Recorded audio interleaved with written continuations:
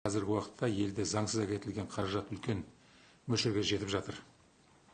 Егер Global Financial Integrity дейтін халықаралық зерттеу ұйымының жыл сайын есебін қарайтын болсақ, Қазақстаннан жыл сайын орта есеппен 16,7 миллиард доллар заңсыз әкетіледі екен. Біздің еліміз 148 дамушы мемлекеттер арасындағы рейтингте 11-ші орында тұр. Әрине, капиталды елден тыс жерлерге заңсыз әкетудің өзінің теріс салдары өте көп, зияны да көп.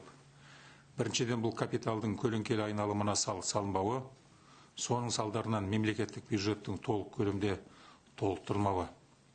Капиталдың көлеңкелі айналымын анықтау және болдырмау ол мемлекеттік қазынаның кірісін едәуір арттыра алатын еді. Екіншіден, бүгінгі күнде қабылданған заңдар нәтижесінде заңдастырылған капиталды жасырудың қажеті де жоқ, себебі заңды капиталды отандық экономиканың өсіруін ынталандырып, ел ішіндегі заңды түрде инвестициялауға болады.